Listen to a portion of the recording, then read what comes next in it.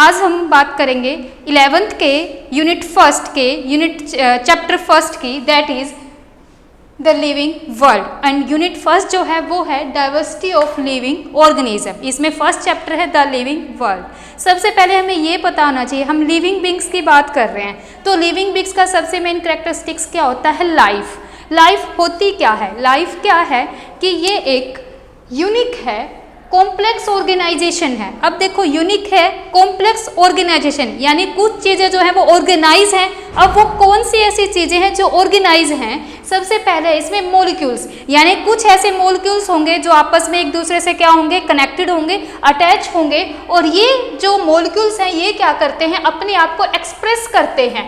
Express करेंगे कैसे? Chemical reaction के थ्रू, यानी जो जितने भी मॉलिक्यूल्स हैं ये केमिकल रिएक्शन करेंगे और उसके थ्रू अपने आप के एक्सप्रेशन करेंगे। इसके बाद जैसे ही मॉलिक्यूल की ऑर्गेनाइजेशन होगी तो लाइफ जो है वो क्या दिखाती है कि जो लाइफ है उसमें क्या होगी? ग्रोथ होगी, डेवलपमेंट होगी, एडेप्टेशन होगी एंड रिप्रोडक्शन होगी। यानी लाइफ क्या होगी? जिसमें ये सारी प्रोसेसेस होती हैं। अब हम बात करते हैं लिविंग बींग्स की। अब लिविंग बींग्स क्या हैं? ये ऐसे ऑब्जेक्ट होते हैं जो सारी की सारी कैरेक्टरिस्टिक, यानी लाइफ की जो भी कैरेक्टरिस्टिक्स हैं उनको क्या करेंगे? शो करेंगे। जैसे हमने क्या पढ़ा कि ये केमिकल रिएक्शंस बनाएंगे, इनके अंदर ऑर्गेनाइजेशन होगी, इसके अलावा ये ग्रोथ करेंगे, डेवलपमेंट करेंगे, अडेप्टेशन करेंगे, रिप्रोडक्शन करेंगे। यानी जितने भी लिविंग बींग्स हैं वो लाइफ की सभी कैरेक्टरिस्टिक्स को फॉलो करेंगे। अब हम बात करते हैं कैरेक्टरिस्टिक्स ऑफ लिविंग बींग्स, जिसमें पहली कैरेक्टरिस्टिक्स है सेलुलर स्ट्रक्चर, यानी कि जो जितने भी लिविंग बींग्स हैं वो किससे बने हैं? सेल से बने हैं।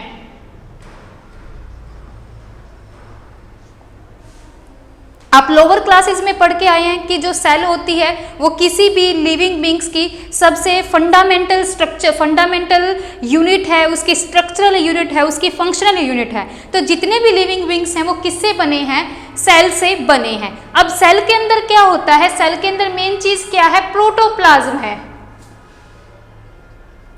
सेल के अंदर सबसे मेन चीज क्या है? प्रोटोप्लाज्म। प्रोटोप्लाज्म क्या होता है? लिविंग मैटर होता है। लिविंग मैटर किसका है? ये सेल के अंदर जो भी लिविंग मैटर है वो क्या है? प्रोटोप्लाज्म। जैसे इसके अंदर साइटोप्लाज्म, न्यूक्लियस सभी मिलके यहाँ पर क्या बना रहे हैं? प्रोटोप्लाज्म की फॉर्मेशन कर रहे हैं। तो यानी कि जितने भी लिविंग बींग्स हैं उनकी जो बेसिक स्ट्रक्चर है वो किससे स्टार्ट हो रही है? सेल से स्टार्ट हो रही है। इसके बाद सेकंड जो पॉइंट है दैट इज मेटाबॉलिज्म। मेटाबॉलिज्म में इसने क्या बताया कि जितनी भी केमिकल रिएक्शंस हो रही हैं लिविंग बींग्स के अंदर, जितनी भी केमिकल्स रिएक्शन हो रही है सेल के अंदर हो रही है, सेल के बाहर हो रही हैं, वो सारी की सारी केमिकल्स रिएक्शन का जब हम सम टोटल करते हैं तो उसको हम क्या कहेंगे? मेटाबॉलिज्म कहेंगे। और मेटाबॉलिज्म जो है वो दो टाइप का होता है, एनाबॉलिज्म और कैटाबॉलिज्म। पहले हम बात करते हैं एनाबॉलिज्म की। एनाबॉलिज्म क्या है? एनाबॉलिज्म जो है इसको हम क्या कहेंगे? एनाबॉलिज्म को हम कहते हैं बिल्डिंग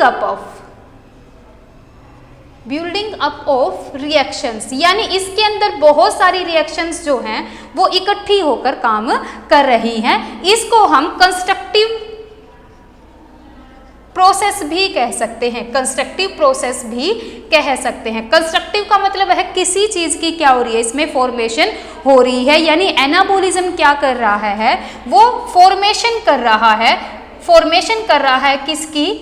कॉम्प्लेक्स सब्सटेंस की, कॉम्प्लेक्स मॉलिक्यूल की वो क्या कर रहा है? फॉर्मेशन कर रहा है। जैसे कि हम एग्जांपल ले लें, फोटोसिंथेसिस की प्रोसेस का ही एग्जांपल ले लेते हैं कि जब 6 CO2 प्लस में 6 वाटर के मॉलिक्यूल्स आपस में मिलते हैं सनलाइट के इसमें क्लोरोफिल की प्रेजेंस में, तो वो मिलकर क्या बनाते हैं? ग्लूकोज की फॉर्मेशन करते हैं। वो किसकी फॉर्मेशन कर रहे हैं? ग्लूकोज की फॉर्मेशन कर रहे हैं और ऑक्सीजन को क्या कर रहे हैं? लिबरेट कर रहे हैं। तो यानी यहाँ पर देखो जो मॉलिक्यूल्स हैं, दो मॉलिक्यूल्स हैं, ये आपस में मिलके क्या बना रहे हैं? कॉम्प्लेक्स मॉलिक्यूल्स की क्या कर रहे हैं? फॉर्मेशन कर रहे हैं। इस प्रोसेस को हम क्या कहते हैं? एनाबॉलिज्म कहते हैं। इसके बाद हम बात करते हैं कैटाबॉलिज्म की। कैटाबॉलिज्म क्या है? इसको हम क्या कहते हैं? ब्रेकिंग। ब्रेकिंग अप, यानी इसमें क्या होगा, कोई भी कॉम्प्लेक्स सब्सटेंस जो है वो क्या करेगा, टूट जाएगा। अब हम बात करते हैं यहीं पर ग्लूकोज की। यहाँ पर क्या हुआ, ग्लूकोज बन गया। अब ये ग्लूकोज क्या है, कॉम्प्लेक्स सब्सटेंस है। ये ग्लूकोज क्या हो जाएगा, ब्रेक हो जाएगा। किसके दौरान, रेस्पिरेशन के दौरान।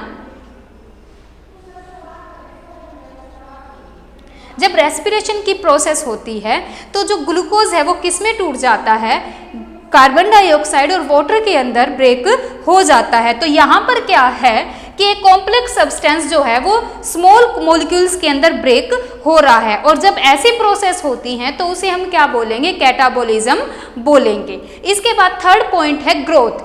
अब जितने भी ऑर्गेनिज्म है वो कहीं ना कहीं क्या कर रहे हैं, ग्रो कर रहे हैं, ग्रोथ कर रहे हैं। अब ग्रोथ कैसे होती है, ग्रोथ किसी भी लिविंग ऑर्गेनिज्म की होती है सेल डिवीजन के थ्रू।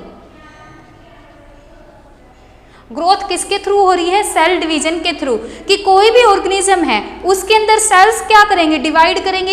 एक सेल है, एक सेल से कितनी बन गई, 2 बन गई, 2 से कितनी बन गई, 4 बन गई। इस तरह से क्या है, जो सेल का नंबर है वो क्या हो रहा है, इंक्रीज हो रहा है। और जब सेल का नंबर इंक्रीज हो रहा है, अगर सेल का नंबर इंक्रीज हो रहा है तो बॉडी का साइज भी क्या होगा, इंक्रीज होगा। यानी जितना भी जो लिविंग बींग्स हैं वो क्या करते हैं, ग्रोथ कर रहे हैं सेल डिवीजन के थ्रू। इसके अलावा बहुत सारे यूनिसेलुलर ऑर्गेनिज्म हैं जो सेल डिवीजन के थ्रू क्या करते हैं, रिप्रोडक्शन की प्रोसेस को भी फॉलो करते हैं। जो ग्रोथ होती है ये क्वांटिटेटिव होती है, यानी इसको हम क्या कर सकते हैं, मेजर कर सकते हैं। इसके बाद नेक्स्ट प्रोसेस है रिप्रोडक्शन। नेक्स्ट जो कैरेक्टरिस्टिक्स है लिविंग बींग्स की वो है रिप्रोडक्शन।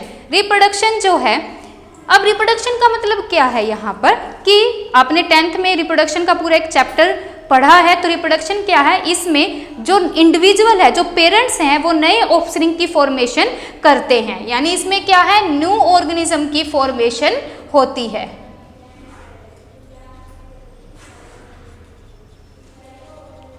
न्यू ऑर्गेनिज्म की क्या हो रही है, यहाँ पर फॉर्मेशन हो रही है। जो रिप्रोडक्शन है वो 2 टाइप की होती है, एसेक्सुअल है एंड सेक्सुअल है।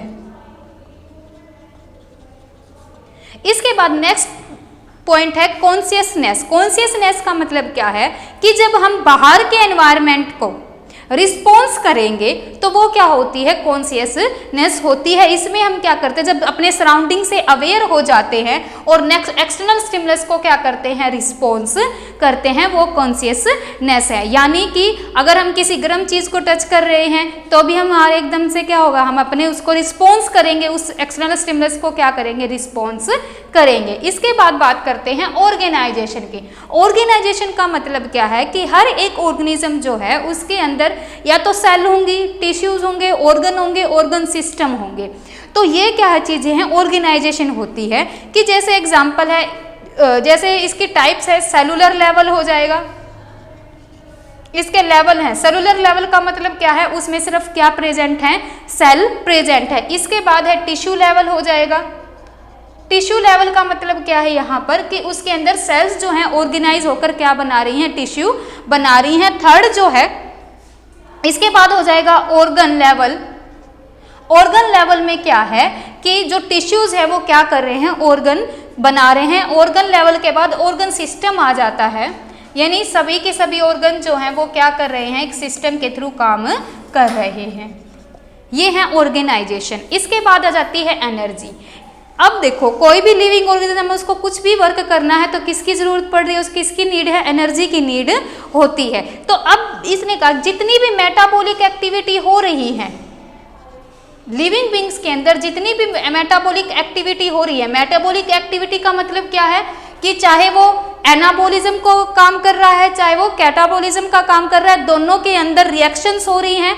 यानी कोई चीज़ या तो बन रही है या फिर क्या कर रही है, वो ब्रेक हो रही है। तो उन दोनों के लिए किस चीज़ की रिक्वायरमेंट होती है, एनर्जी की रिक्वायरमेंट होती है। इसके बाद नेक्स्ट कैरेक्टरिस्टिक्स है वेरिएशन। वेरिएशन क्या है कि जब कोई भी इंडिविजुअल जो है वो पेरेंट्स से क्या होगा, उसके अंदर नए इंडिविजुअल में पेरेंट्स से क्या आएंगे, कुछ चेंजेस आएंगे, तो वो क्या कहलाएगी, वेरिएशन कहलाएगी। यानी जो इंडिविजुअल हैं जब उनके अंदर वेरिएशन आएगी तो वो एक्सटर्नल एनवायरनमेंट में वेल अडेप्ट हो जाएंगे। इसके बाद है एडेप्टेशन। एडेप्टेशन में क्या बताया कि जो भी इंडिविजुअल फिट होगा यानी नेचर के अंदर अपने आप को क्या करेगा, फिट रखेगा, तो वो क्या हो जाएगा, वेल अडेप्ट हो जाएगा। अब देखो अडेप्टेशन क्या है, कुछ ऑर्गेनिज्म जो हैं वो हॉट या फिर जो ह्यूमिड एरिया है वहां पर रह सकते हैं, कुछ ऑर्गेनिज्म डेजर्ट में है, कुछ जो है वो एक्वेटिक सिस्टम में रहेंगे, कुछ जो है वो लैंड पर रहेंगे, कुछ लैंड और वाटर दोनों के अंदर रहते, तो वो कहीं ना कहीं उस एनवायरनमेंट के लिए क्या होते हैं, अडेप्टेड होते हैं। इसके बाद 10th है इसमें मूवमेंट। जितने भी लिविंग ऑर्गेनिज्म है वो क्या करते हैं, मूव करते हैं, एक्सेप्ट प्लांट्स।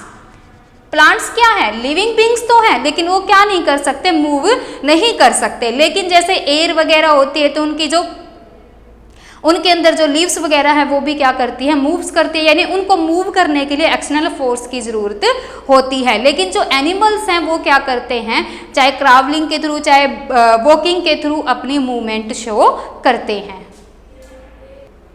नेक्स्ट जो करैक्टरिस्टिक्स है वो होमियोस्टैसिस है। इसका मतलब क्या है होमियोस्टैसिस में, कि हमारी बॉडी के अंदर, अब बॉडी का एक खुद का इंटरनल एनवायरनमेंट होता है।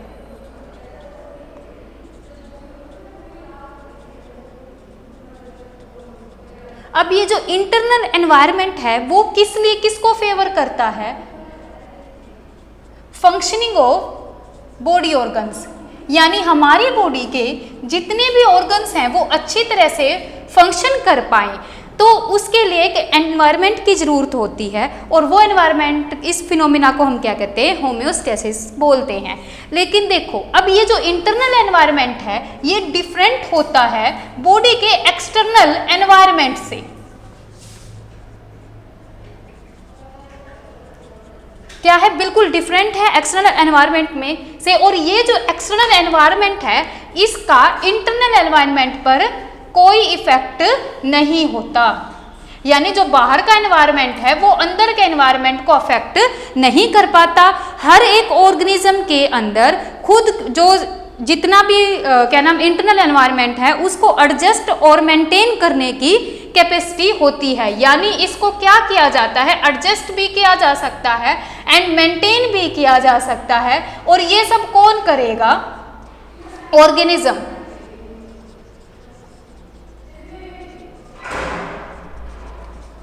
खुद ही ये क्या कर सकता है, ऑर्गेनिज्म इसको मेंटेन कर सकता है। ये पूरा जो फिनोमिना, जब हम बॉडी के इंटरनल एनवायरनमेंट को एडजस्ट या मेंटेन कर सकते हैं, सेल्फ रेगुलेट कर सकते हैं, उस फिनोमिना को हम क्या कहते हैं, होमियोस्टैसिस बोलते हैं। इसके बाद नेक्स्ट जो करैक्टरिस्टिक्स है वो है हीलिंग एंड रिपेयर, यानी ऑर्गेनिज्म जो हैं उनके अंदर पावर होती है कि अपने किसी ऑर्गन को वो क्या कर सकते हैं, रिपेयर कर सकते हैं। जहां पर भी चोट वगैरह लगी हो उसको क्या कर सकते हैं, रिपेयर कर सकता है। किसी से कोई इंजरी हो गई है उसको भी रिपेयर और हील किया जा सकता है। इसके बाद है डिस्पोजेबल ऑफ वेस्ट। जितने भी लिविंग ऑर्गेनिज्म हैं उनके अंदर वेस्ट प्रोडक्ट जो है वो क्या होती रहती है, जनरेट होती रहती है, और उसको क्या किया जा सकता है, डिस्पोज भी किया जा सकता है। कि लिविंग ऑर्गेनिज्म जो है उसके अंदर कुछ ऐसे माइक्रो ऑर्गेनिजम्स होते हैं जो इस वेस्ट को डिस्पोज करने में हेल्प करते हैं। इसके बाद है लाइफ स्पान। जितने भी लिविंग ऑर्गेनिज्म हैं उनका बर्थ का, ग्रोथ का, मैच्योरिटी का, एजिंग का एंड डेथ का एक फिक्स टाइम होता है। और वो फिक्स टाइम क्या है, उसका लाइफ स्पान, यानी बर्थ से लेके और डेथ तक का जो टाइम है वो क्या कहलाएगा, उसका लाइफ स्पान कहलाएगा। इसके बाद क्या है, डेथ क्या है, अल्टीमेट ट्रूथ है, यूनिवर्सल ट्रूथ है। और जो डेथ है ये किसकी वजह से हो सकती है, इसमें क्या होता है, जितनी भी मेटाबॉलिक एक्टिविटी है, जितनी भी मेटाबॉलिक एक्टिविटीज हैं वो क्या हो जाती हैं, स्टॉप हो जाती हैं, रुक जाती हैं। और इन सब एक्टिविटीज के रुकने की वजह से क्या होती है, ऑर्गेनिज्म की डेथ हो जाती है। ये किसकी वजह से हो सकती है, एजिंग की वजह से हो सकती है, डिजीज की वजह से हो सकती है, एक्सीडेंट की वजह से हो सकती है। इन सब की वजह से क्या है, डेथ हो सकती है। लेकिन कुछ ऐसे ऑर्गेनिज्म होते हैं जिनकी डेथ नहीं होती, वो क्या रहते हैं, इमोर्टल रहते हैं। जैसे कि एग्जाम्पल दूं, अमीबा। जो अमीबा है ये क्या करता है, रिप्रोड्यूस करता है फिजन के थ्रू। और इसमें क्या होती है कि जो अमीबा का पेरेंट है, जो पेरेंट बॉडी होती है वो क्या है, डिसअपियर हो जाती है। पेरेंट बॉडी डिसअपियर हो जाती है डॉटर सेल के अंदर, लेकिन वो क्या है, मरती नहीं। इसलिए कुछ ऐसे अमीबा, कुछ ऐसे भी ऑर्गेनिज्म है जो इमॉर्टल होते हैं। आज हमने करैक्टरिस्टिक्स की है लिविंग बींग्स की।